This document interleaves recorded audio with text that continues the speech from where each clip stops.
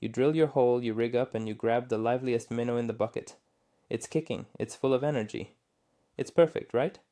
Now, what if I told you that by the time that minnow gets 10 feet down, in that 34-degree water, it's practically a zombie? It's stiff, it's barely moving, and its behavior is so unnatural, it's actually spooking the very fish you're trying to catch. Today, we're exposing the hidden truth about what happens to your live bait in freezing water. This isn't some minor detail. This could be the single reason you've been getting skunked on the ice. So, let me ask you, do you really think a fish that's barely moving itself wants to chase a bait that's acting like it just had a seizure? Let's discuss. For generations, the rule has been simple. The more action, the better. We've all been taught that a frisky, wiggling minnow is the key to triggering a strike. We spend extra money on the best bait, we use fancy aerators, and we meticulously pick the most active ones from the bucket. This belief is so ingrained in our fishing culture that we never stop to question it. We see movement in our hand. We assume that same movement translates under the ice. But winter is a different game with a different set of rules. The predator fish are lethargic, conserving every ounce of energy. They're not looking for a high-speed chase. For years, we've been applying warm water logic to a cold water problem, and it's costing us fish. It's time to break that old habit and look at what's really going on down there. First, let's talk about the biggest culprit, thermal shock. This is the root of the entire problem. Imagine your bait bucket is sitting in your truck or your heated ice shanty. The water in there could easily be 55 or even 60 degrees. Now the water just under the ice is, at best, 34 or 35 degrees. That's a 20 to 30 degree temperature drop instantly. Think about what happens when you jump into a cold lake in the summer. Your body tenses up, you gasp for air, you can't move, right? Now multiply that effect for a tiny cold-blooded creature like a minnow. Its entire biological system crashes. Its muscles stiffen, its heart rate plummets, and that beautiful lively action you paid for is gone in a flash. It's not a gradual slowdown, it's an immediate paralyzing shock. You're essentially fishing with a stunned, barely living piece of bait that looks completely wrong to any predator watching it. Now let's get into what the fish actually sees. This is where it gets interesting. A predator fish in winter, like a big walleye or a jumbo perch, has a slowed down metabolism. It's not aggressive. It's an opportunist looking for the easiest possible meal. It expects its prey, the native bait fish, to also be slow, lethargic, and conserving energy. A healthy native minnow in 35-degree water will be hovering, making very small, subtle movements. So when your shocked minnow drops into its world, what does it see? It sees a creature that is unnaturally stiff. It might make a few spastic, uncontrolled twitches before becoming almost rigid. This isn't the signal for an easy meal. This is a red flag. It's weird. It's not right. And in the natural world, weird things are often dangerous. The predator fish, instead of being enticed, becomes wary and suspicious. That's the opposite of what you want. The solution to thermal shock is simple, yet most fishermen never do it. It's called acclimation. You cannot take a minnow from 60-degree water and drop it into 35-degree water and expect it to behave naturally.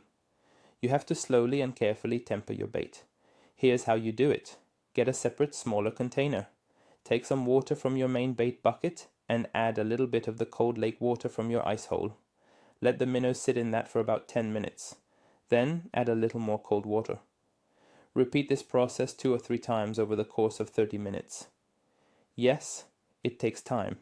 Yes, it's an extra step. But this process allows the minnow's body to gradually adjust to the extreme cold. Instead of a system crash, it's a controlled power down. The result is a minnow that behaves like a native bait fish. Slow, deliberate, and natural. Let's bust a major myth right now. The myth is that you need a hyperactive minnow to get bit in the winter.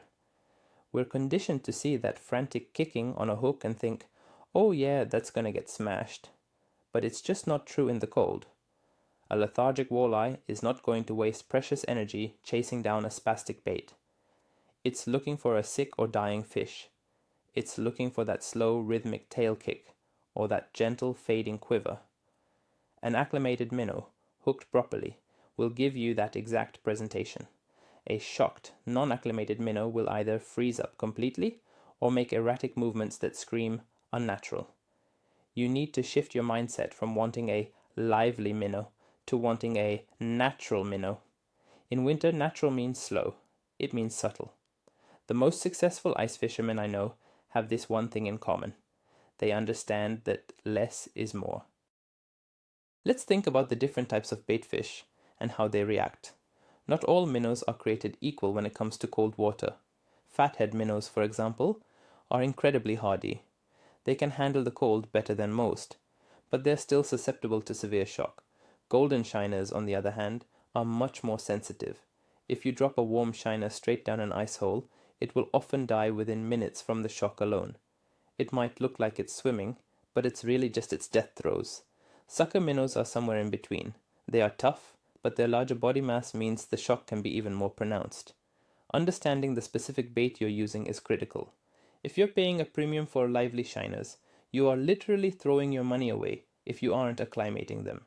You're paying for action that will never even be seen by the fish. The next crucial piece of the puzzle is your hooking method. In cold water, this becomes 10 times more important. When a minnow is cold and moving slowly, you need to ensure your hook placement doesn't hinder what little natural movement it has left. The traditional method of hooking a minnow through the lips or up through the jaw can work, but it often makes the minnow's body more rigid. A far better method for winter is to lightly skin hook the minnow just behind the dorsal fin. This placement allows the minnow's body to pivot and flex more naturally. It frees up the head and the tail to make those subtle movements that are so critical. It gives the bait a broken back appearance, which is a massive trigger for predators looking for an easy injured meal. You want that minnow hanging as naturally as possible. Think of it as a marionette puppet. You want the strings to be loose, allowing for gentle, lifelike motion. Let's put ourselves in the fish's place for a moment. Imagine you're a big walleye, suspended a few feet off the bottom. Your world is cold, dark, and your energy is low. You're not hunting, you're waiting. You rely on your lateral line to feel vibrations and your eyes to spot easy targets. Suddenly, something plummets into your zone. It's stiff, it's twitching weirdly, and its vibrations are all wrong. Sharp and erratic instead of smooth and rhythmic. Your brain, hardwired for survival over millions of years, tells you one thing. Something is not right here. Now picture the alternative. A small baitfish slowly descends, perfectly horizontal. Its tail has a slow, gentle kick. It looks calm, natural, maybe even a little weak. This is a signal your brain recognizes. This is food. This is an easy meal. This is worth spending a little bit of energy to go and eat. Your presentation is a conversation with the fish, and a shocked minnow is screaming all the wrong words. We've seen this play out time and time again with underwater cameras. It's one thing to talk about it, but it's another to see it with your own eyes. You can drop two lines down, side by side. On one, a non-acclimated minnow. On the other, a minnow that has been properly tempered. The shocked minnow will often go rigid, hang vertically, or make a few spastic twitches before going still. You'll see fish approach it, stare at it, and then turn away. They're curious but cautious. Then you look at the other screen. The acclimated minnow is hovering naturally. It's making tiny, subtle movements. The fish that approach it are calmer, more confident. They'll follow it, nose up to it, and eventually they'll eat it. The visual proof is undeniable. One bait looks like a foreign object, the other looks like dinner. The camera doesn't lie, and it's the single best tool for understanding this concept. Let's talk about the difference between a dying quiver and a frozen statue. A properly acclimated minnow, when hooked correctly, will often exhibit a dying quiver. This is a very subtle, high-frequency vibration, or a slow, rhythmic tail kick. This is the ultimate trigger for a predator. It signals a creature that is helpless and requires almost no energy to capture. On the other hand, a shocked minnow that has seized up becomes a frozen statue. It has no micro movements. It might get pushed around by the current, but it's not generating any of its own lifelike signals. A fish's lateral line is incredibly sensitive. It can pick up the tiniest vibrations in the water. The dying quiver sends out a constant "eat me" signal, while the frozen statue sends out nothing. It's just a dead-looking thing hanging in the water column, and it's far less likely to get a second look from a discerning predator. This principle also changes how you should jig or work your bait. Many anglers, using a live minnow on a jig or a spoon, will impart a lot of aggressive action. They'll rip it up, let it fall, shake it violently. This works in warmer water when fish are active. In winter, this is counterproductive, especially if your minnow is already shocked and stiff. You're just flinging a rigid stick around. A better approach is to use your rod tip to add very subtle action. Think of tiny little shakes or a very slow lift and fall of just a few inches. You're not trying to make the bait dart around, you're trying to make it look like it's struggling to stay alive. Your goal is to reanimate the minnow just enough to send out those subtle vibrations, to make that tail kick just once or twice. You're assisting the bait, not overpowering it. Let's connect this to the gear you're using. This is especially important for tip-up fishermen. A common mistake is to use a huge heavy hook and a thick leader on a tip-up. When you're dealing with a cold, slow-moving minnow, that heavy terminal tackle can completely kill any action it has left. The weight of the hook can force the minnow to hang unnaturally, and a stiff, thick leader restricts its movement even more. In the winter, it pays to downsize. Use a smaller, lighter wire treble hook. Switch to a thin, flexible fluorocarbon leader. These small adjustments reduce the weight and rigidity of your rig, allowing the minnow to present itself in the most natural way possible. You want to give that bait every possible advantage to look alive, and your terminal tackle is a huge part of that equation. What about scent? Some guys will argue that even if the minnow isn't moving, the scent is still there. And that's true. To a point, scent is definitely a factor. But in cold water, scent doesn't disperse as quickly or as far as it does in warm water. The molecules just don't move around as much. Therefore, movement and vibration become much more important for drawing fish in from a distance.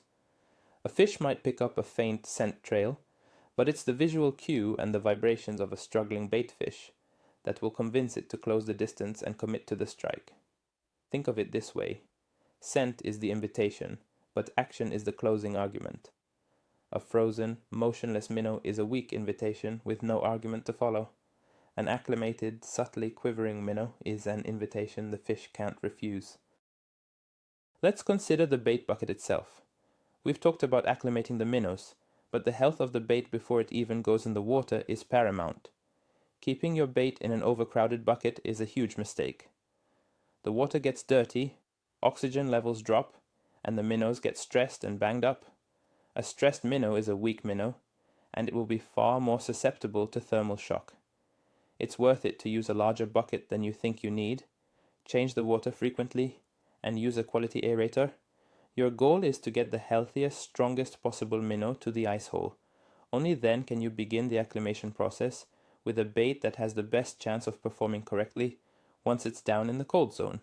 It's a chain of events, and it starts with proper bait care long before you even drill a hole. This is something the old-timers often get wrong. I've seen it 100 times. An old fisherman comes out, drills a hole, reaches into his warm styrofoam bucket in his pocket, and plunks a minnow straight down the hole. He's been doing it that way for 50 years. Sometimes it works, because there are always aggressive fish. But on those tough, high-pressure days, this method fails. The reason it worked back in the day is because there were often more fish and less pressure. Today, with modern electronics and more educated anglers, the fish are warier. They've seen it all. They can tell the difference between a natural presentation and a sloppy one. The old grab-and-go method just doesn't cut it anymore if you want to be consistently successful. We have to be smarter than the fish, and that means paying attention to these small critical details.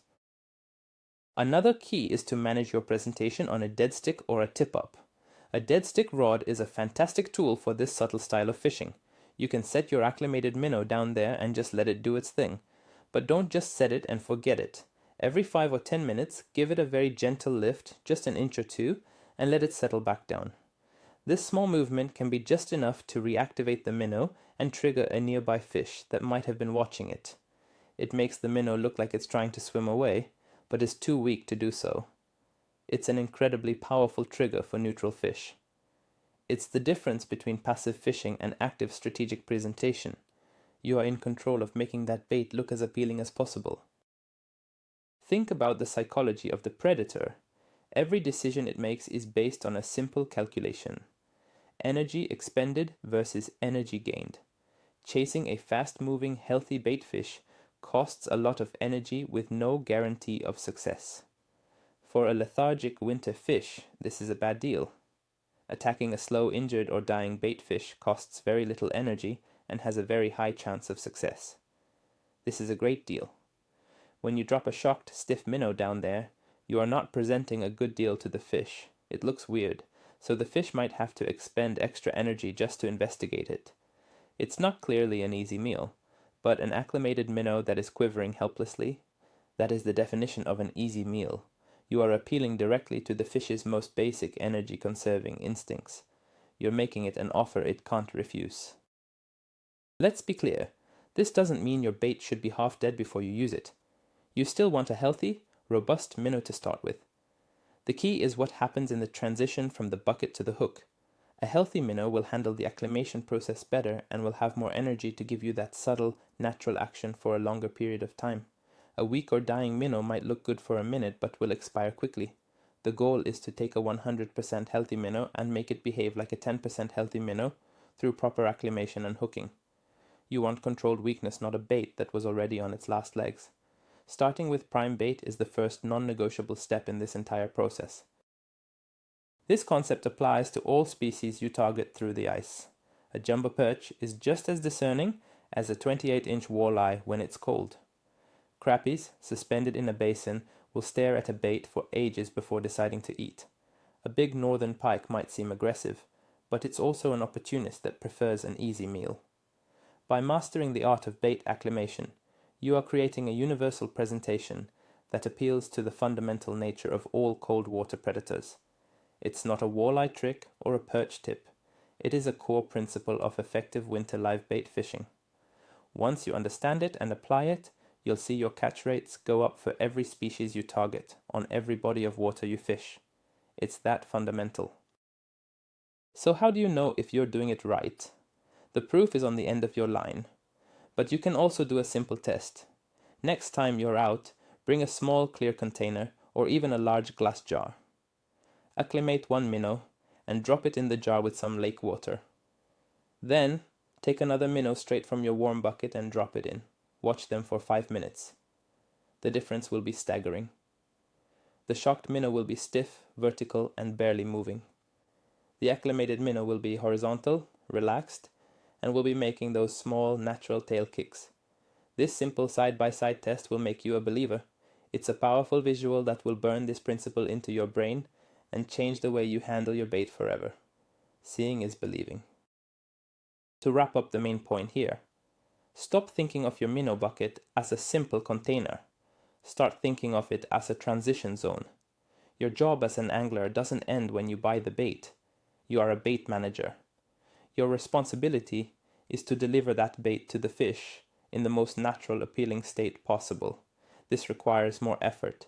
It requires patience. It requires you to unlearn some of the old habits we've all been taught. But the reward is immense.